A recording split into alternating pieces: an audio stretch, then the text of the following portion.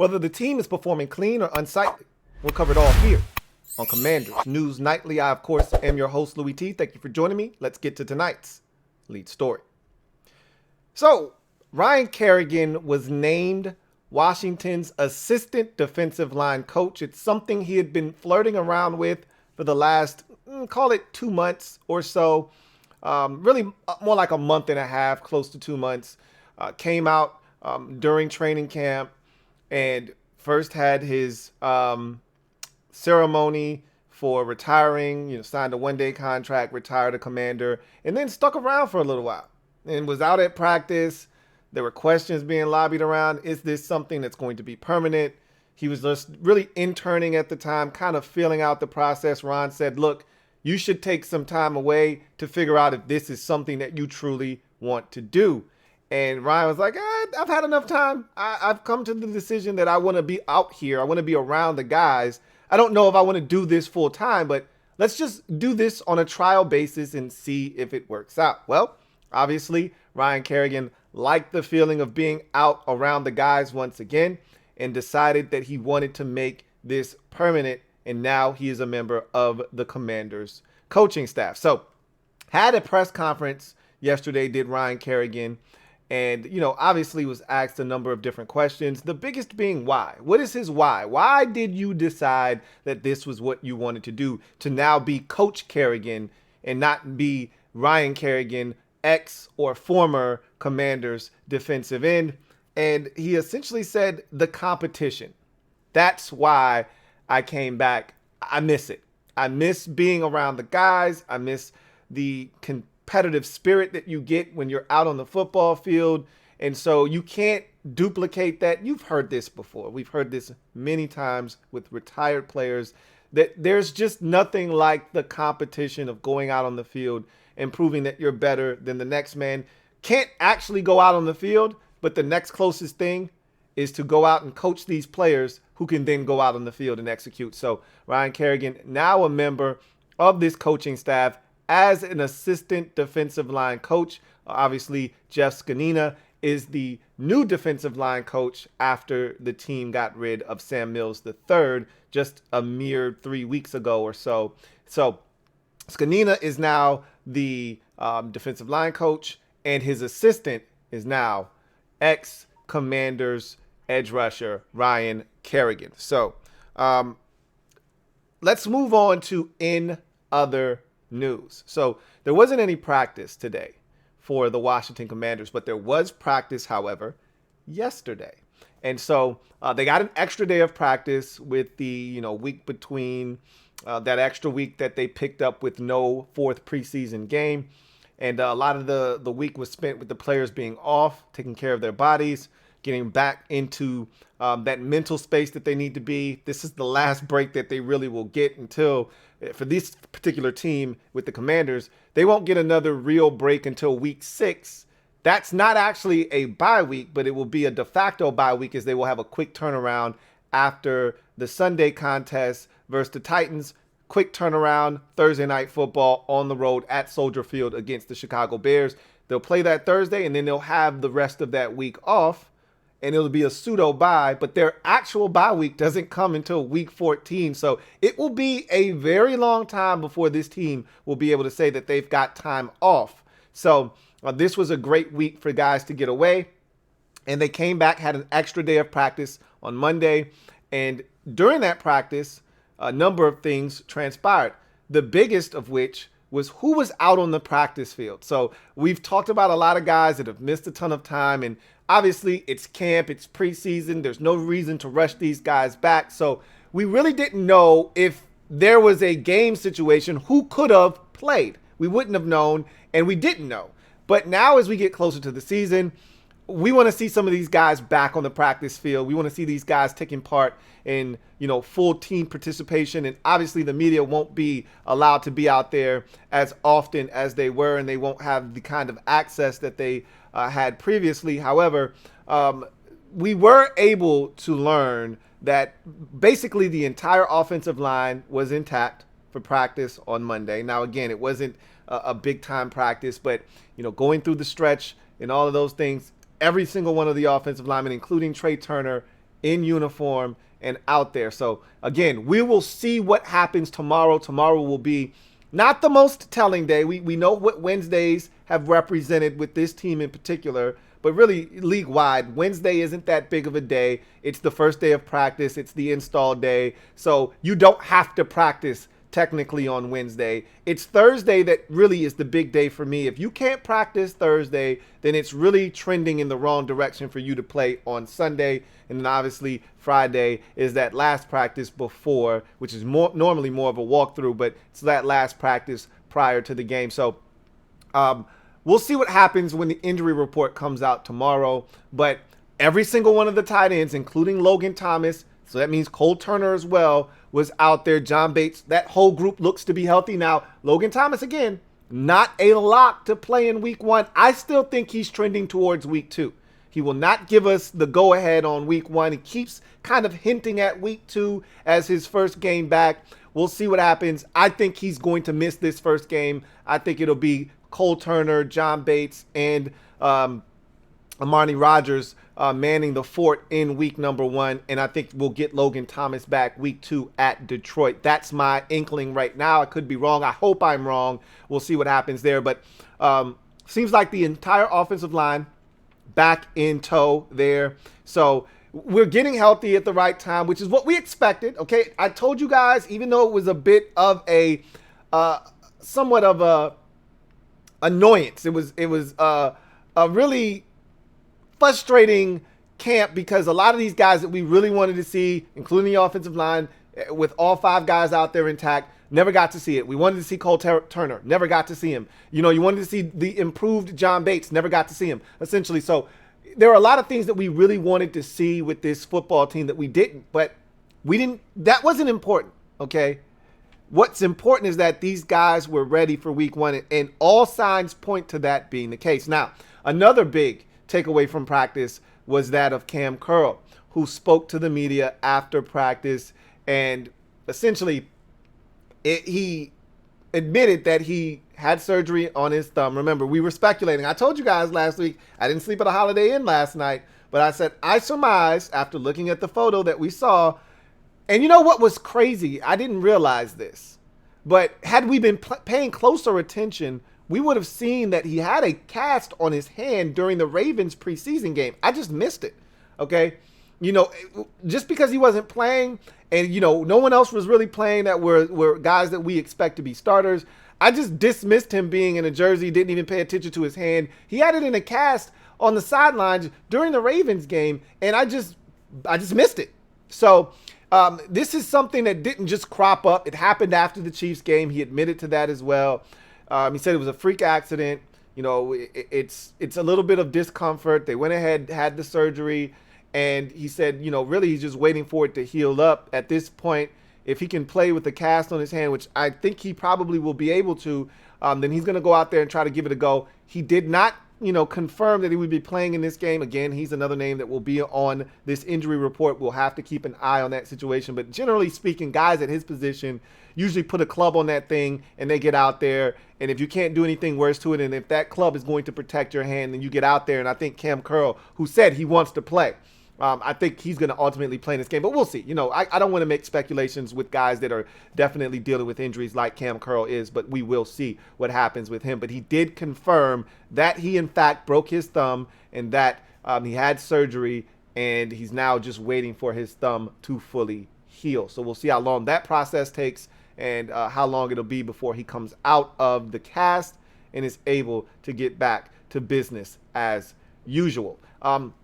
Another big topic that we will get to here in a second, the unofficial depth charts. At this point, we can remove the unofficial label from the depth charts. These are legit, okay? These are the actual factuals when it comes to the depth chart. We will dive into those here in a second. But before we do that, Ron Rivera, as I just mentioned, had practice yesterday, stepped up to the podium after practice yesterday, and he dropped a couple of tidbits. I told you, I try to give you at least one nugget from his pressers that I deemed to be the most important thing. Last week, I gave you a nugget where I said, oh, well, that sounds like the end of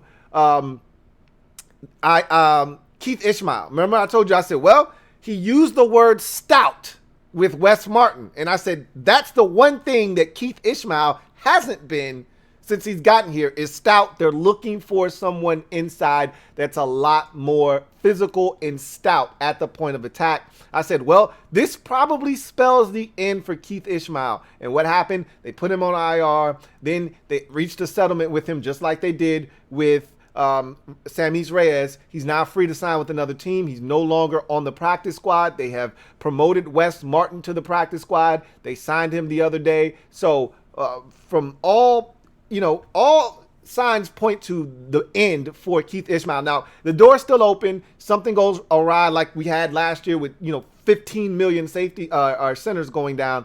He could easily get a call if he's still out there roaming the streets. But as of right now, they look at Wes Martin as that emergency center.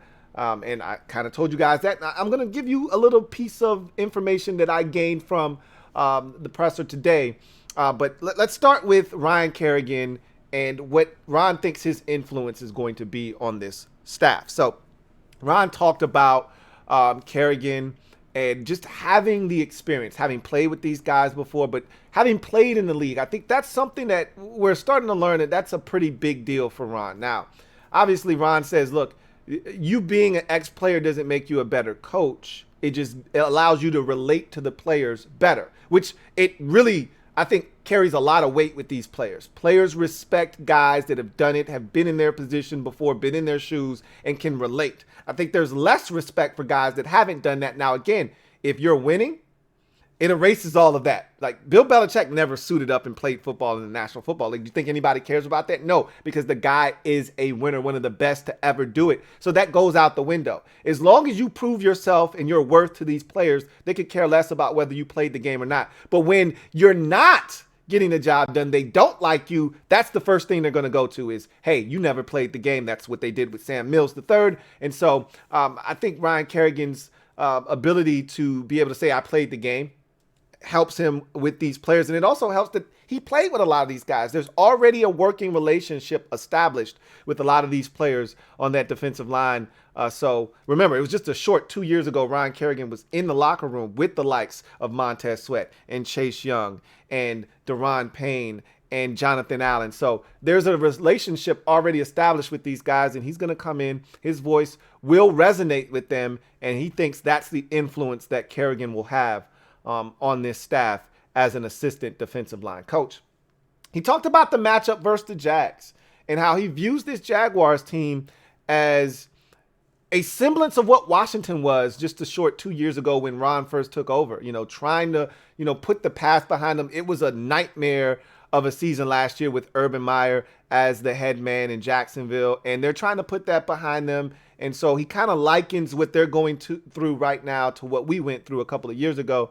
But he talked about how talented they are. He talked about Doug Peterson and knowing the kind of coach Peterson is. He said, look, their defensive coordinator and their special teams coordinator, these are guys that, coached under me before. So I know what these guys bring to the table. So I know some of the things to expect. He also talked about Carson Wentz's familiarity with Doug Peterson's offense and how they're going to use some of that information to try to help them, take on this Jaguars offense. And so obviously it goes both ways. Doug Peterson knows Wentz's strengths and weaknesses. He'll use that against Carson Wentz. And Wentz knows Doug Peterson's offense, and he'll share that information with Washington to try to help them gain a better understanding of what Peterson likes to do in certain situations.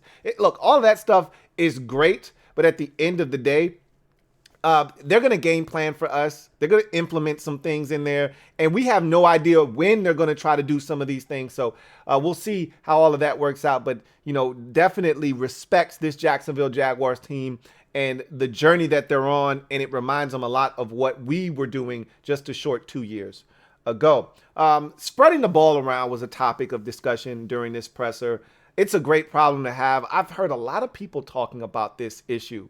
I don't see it as an issue. Yep, there's one ball, tons of playmakers. That's what you want in this league. The more playmakers you have, the more margin for error you have as an offense. When you have one guy out and you don't have a lot of playmakers, and that guy's one of your most reliable playmakers or one of your few dynamic playmakers, as we saw last year with Curtis Samuel, it's really stifles your offense. It suffocates you. the more playmakers you have, the less impact it has when one of those guys leaves the lineup. So as far as I'm concerned, it gives the defense more to think about. It allows Scott Turner to have the freedom to do whatever he feels like he needs to do, whether it means run the football 42 times in a game, which probably won't happen very often. But if he wants to do that, he can, with all the guys that can touch it, whether it's Brian Robinson when he comes back, obviously Antonio Gibson, Curtis Samuel. These are all guys that are dynamic. J.D. McKissick. So there's so many things he can do. These guys can also double as receivers. You've got all these tight ends and weapons at receiver now. So there's a dearth of wealth with this offense. I think it's a great problem. And Ron's like, it's a great problem to have. And you're damn right it is. This is something we've been waiting on. And I've said this already. We haven't had this kind of talent since 2015. Now I'm hoping that it shows itself like the 2015 offense did when they were one of the most prolific offenses in the league that season. And then Ron, and this is the nugget I'm going to drop, okay? This is the gem I'm going to drop on your melon today from Ron's presser. He talked about Brian Robinson very briefly, and he talked about, what will happen, how the process that he will go through in his, quest to get back on the football field. And Ron said, with all the weapons that we have, it allows us to do different things, and you could have one guy be the focal point one week, and the next week it could be a different guy. But he said, once the first 4 weeks of the season, kind of settles you in, that first quarter, Ron likes to break the season up into quarters. After you get through that first quarter of the season, he said there should be enough of a foundation that has been laid by Scott Turner to know, okay, this is what I can do. This is what guys are comfortable doing. And this is how we can go out and execute and get the job done. But he's like, there will be another wrinkle added when Brian Robinson comes back.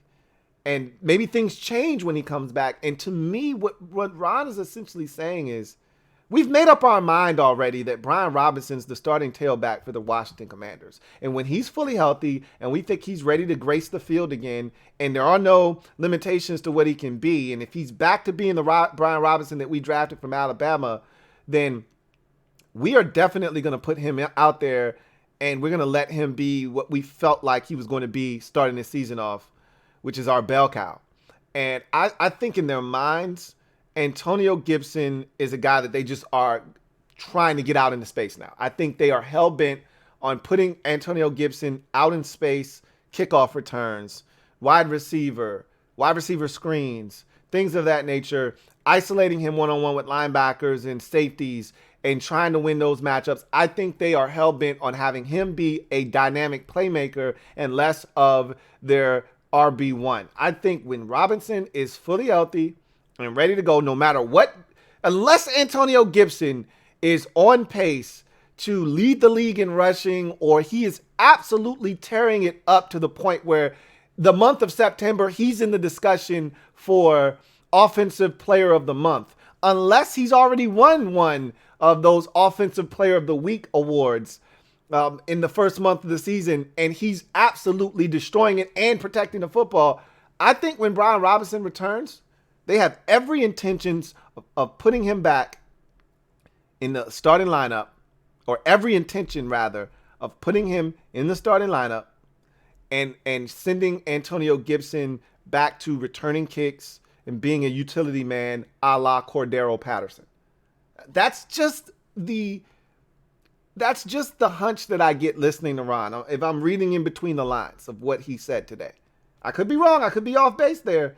But I really think they've made up in their mind that Brian Robinson's the lead tailback for this football team.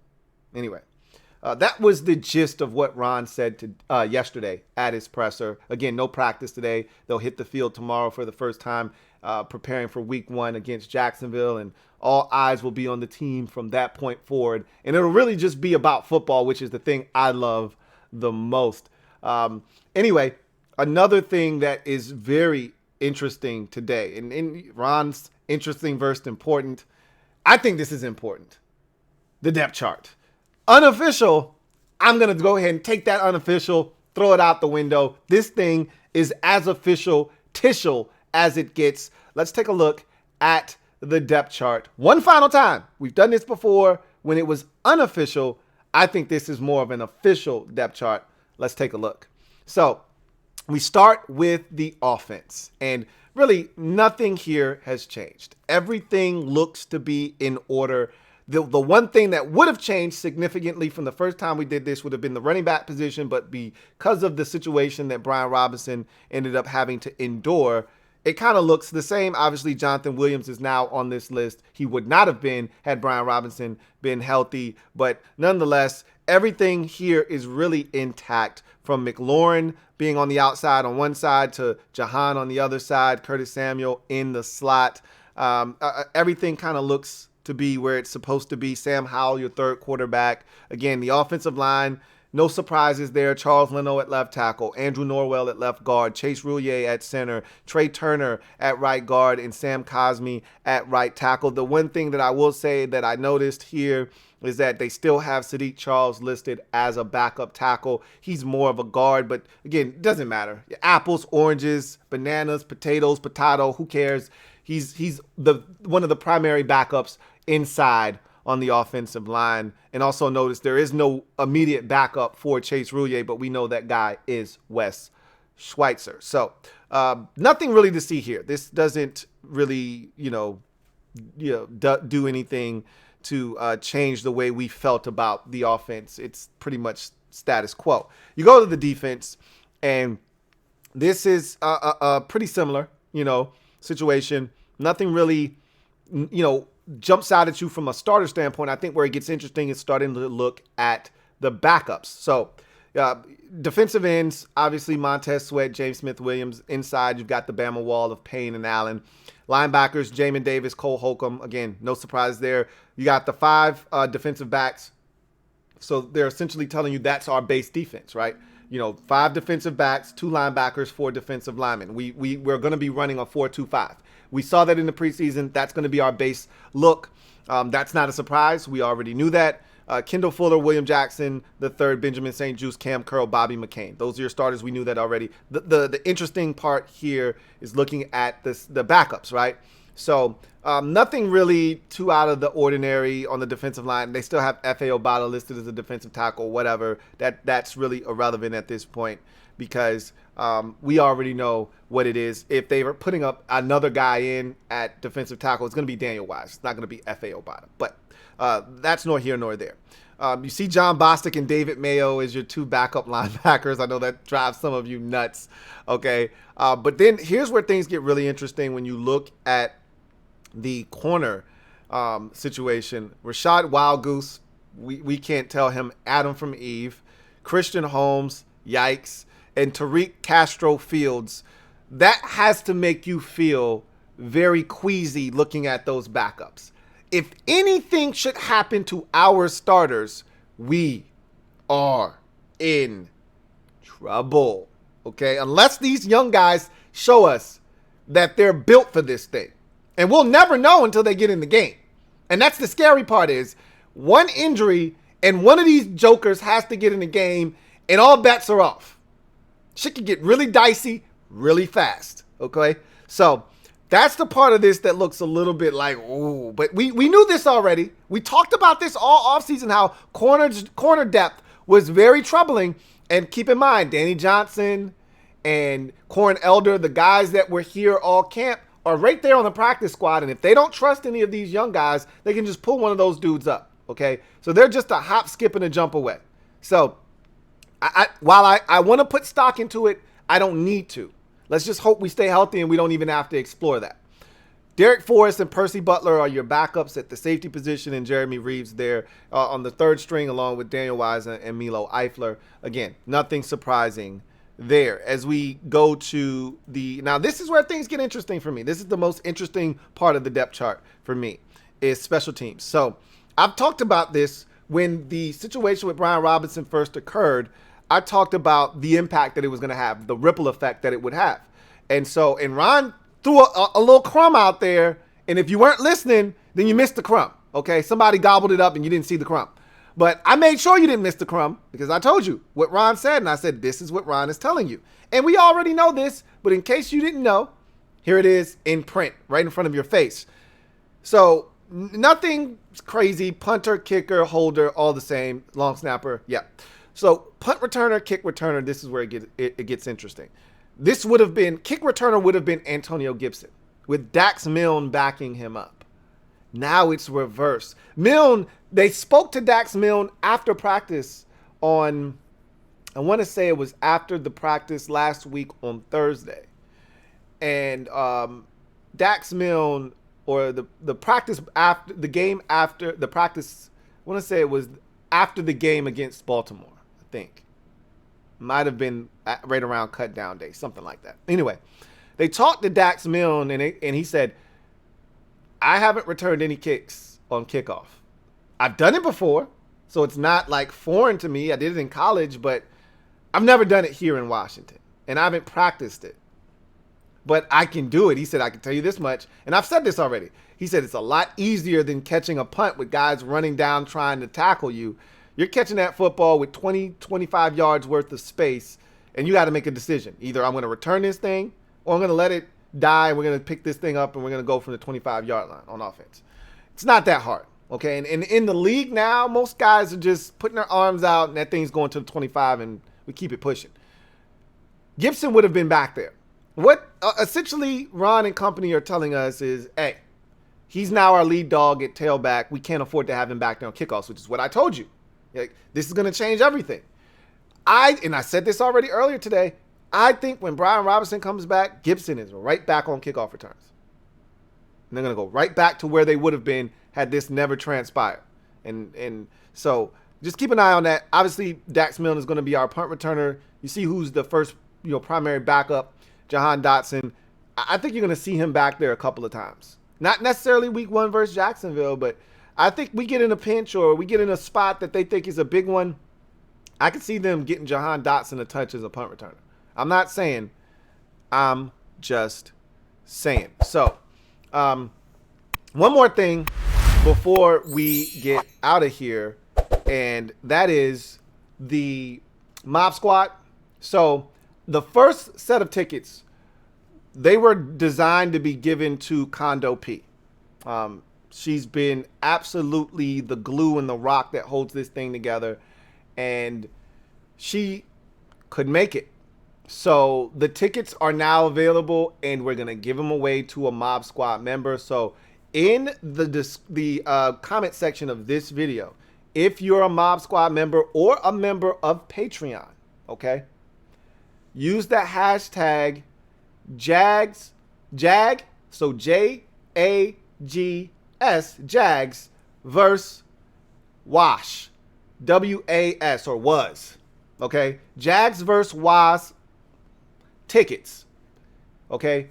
Down in the comment section. Jags versus Wash tickets. So Jags, JAS versus WAS tickets. Use that hashtag, and I'll leave that as the pinned comment so you know what you have to do. And we will have a winner drawn live tomorrow. We will be live for the Commanders Nightly News tomorrow night, 9:30 p. And we will pick a winner live on this show, give those tickets away. And we will be doing this for every single home game this season. This is my way of giving back to you guys because you give so much to me.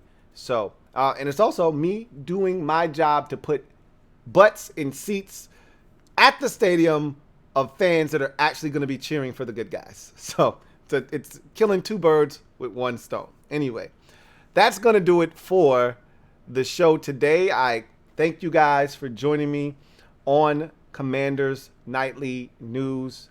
You guys know what it is. I am a Washington fan, etched in burgundy and gold. My Washington spirit will never die. Washington spirit will never fold. Until next time, you guys have a good one. Look forward to seeing you tomorrow night live for CNN. Until then, have a good one. Here comes the diesel. Here comes the diesel. There's the snap. Hand to Riggins. Good hole. He's got the first down to the 40. He's gone.